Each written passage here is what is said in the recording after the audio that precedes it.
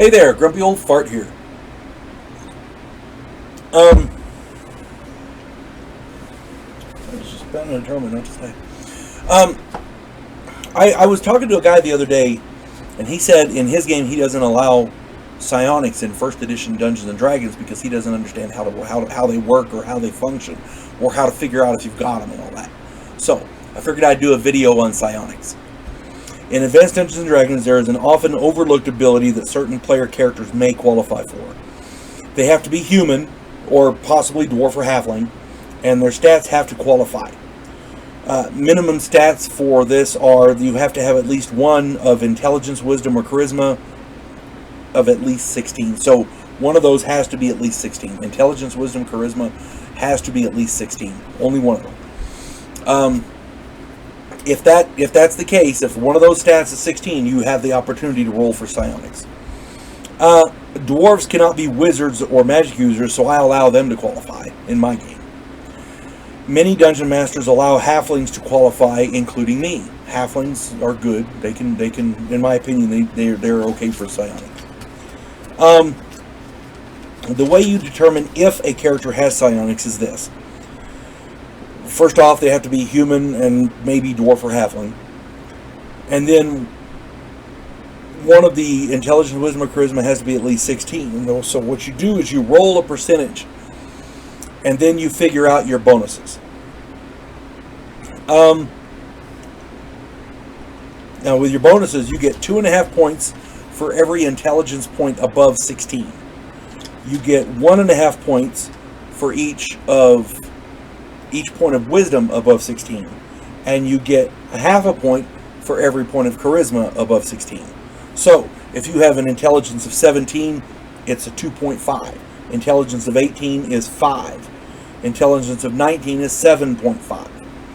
Wisdom of 17 is 1.5 bonus. Wisdom of 18 is a +3 bonus. Wisdom of 19 is 4.5. And because of age and other factors, you can get bonus stuff higher than 18. So that's why I'm including them. For charisma of 17, it's a 0.5 point bonus. Charisma of 18 is a +1 bonus. And charisma of 19 is 1.5 bonus. Now, when you roll this percentage, you add these bonuses in, and any score of 100 plus and psionics are possessed. Now, I gotta be honest with you, I had a friend who really wanted psionics. He rolled up his character, and he had a character with a charisma of 17. So he was qualified to have psionics. So he rolled, and he rolled a 99. And 99.5, according to the book, doesn't quite get it done. I kind of let him squeak by. just because he really wanted it, and, you know, it's okay to fudge a little bit there. 0.5 point, I think we're okay with. But, according to the book, it has to be 100. So, once the character has, you know the character has psionics. To determine psionic ability, now if it's lower than 100, they don't have it. Okay? Most characters don't have psionics. To determine psionic ability, once you know that they do have it, you roll a percentage, and you add 1 to the total for each point of intelligence, wisdom, and charisma above 12. And this is the bonus points. So if it's 13 or better, you add 1 for intelligence, wisdom, and charisma. Okay? If 2 of these are above 16, the bonus points are doubled.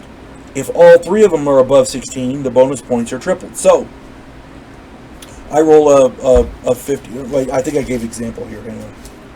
Let's flip the page. So, in effect, you roll a D100 and add your total bonus points, which add up to 1 to 72. And this is your psionic strength, offense and defense. Your offense is that, and your defense is that. Psionic ability is double your psionic strength. So let me unpack all that. My human paladin has an intelligence, has an 18 charisma, a 17 wisdom, and a 15 intelligence. I roll a 99, add my 2.5 points for high stats, and bingo, I have psionics. I roll another D100 and get a 73. I have 14 bonus points for stats higher than 12. 18 charisma, 17 wisdom, 15 intelligence, above 12, all those above 12, that's how many points you get. So that totals up to 14. Now, since 2 of my stats are higher than 16, I get to double the bonus points. So it'd be 28. So it would be 73 plus 14 plus 14, because I get to double it, equals 101 psionic strength. And that's my offensive is 101, my defensive is 101. My total psionic ability is 202. And the reason you have to do that is basically your the way psionic combat is done. It takes offense and defense in. You also get other abilities. Psionic, what are they called? Psionic. They're the psionic powers that come with it. Disciplines. Okay? And they're devotions and sciences. The disciplines that you get. I need to determine the attack and defense modes and the powers. It's easy. It's a simple percentage. You roll to determine the number of attack modes. Another roll determines the number of defense modes. And most dungeon masters allow you to pick them. Some of them make you roll them, and that's fine. Keep in mind though, on the attack modes, they're listed A, B, C, D, and E. A is your psionic blast, and that's the only one that affects non-psionics. The rest of them are used only against other psionics. So if you want to be able to affect non-psionics, you gotta, people without psionics, you have to take the psionic blast. Okay? It's also quite costly. So a third percentile roll will determine the number of psionic disciplines the character has.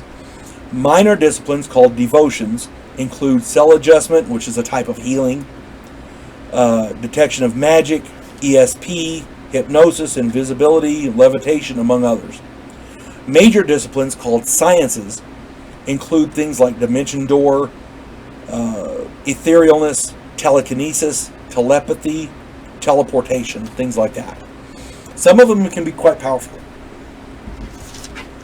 Now I rolled a 13, so I only get one attack mode.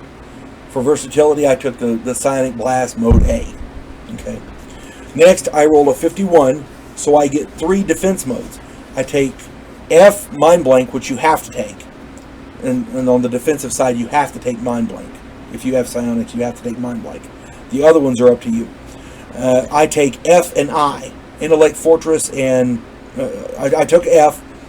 I took I, which is Intellect Fortress, and J, which is Tower of Iron Will. Those are 2 of the more powerful defensive modes. Different defense modes work differently versus different attack modes. The Dungeon Master has charts in the DM's guide for the various outcomes. And that's how you keep track of points and things like that. Psionic combat is done separate from regular combat. So keep that in mind. And for the disciplines, I roll a 79, so I get 4 minor and 1 major. Many Dungeon Masters will want to roll randomly. I usually do as well. I have played under Dungeon Masters who allow players to choose their disciplines, and either way is fine. Many people think psionics is just another form of magic, and it's fine if you want to think of it that way. Regardless, including psionics in your campaign can add new dimensions and new avenues of gameplay. Plus, regular fighters, regular thieves, they can get these psionics as well. The class of the character doesn't matter. It matters in some sciences and devotions and things like that. But having psionics, all that's based on is race and the stats you have for your intelligence, wisdom, and charisma. That's it. That's it. That's the only thing that matters. In 2nd edition, psionics became a character class called psionicists. And I prefer to include them with the different classes so as to add more variety to the game. I don't really push the psionicist class. I never did that. To me, it's a good class for 2nd edition. I like 1st edition. That's just me. 2nd edition is pretty compatible with Advanced Dungeons and Dragons, so either way you want to go is fine. So I hope I explained this well. Anybody who has any questions, put them in the comments, and I'll be glad to try to sort them out for you. Psionics can be a little confusing, but for the most part, it's pretty straightforward. It's the figuring out if you have them and figuring out how powerful they are. That's the part that really got people. So anyway, I hope you enjoyed playing these, and I hope you have fun playing Advanced Dungeons and Dragons, at least as much as I have for the last 40 plus years. You folks have a good day. God bless one and all.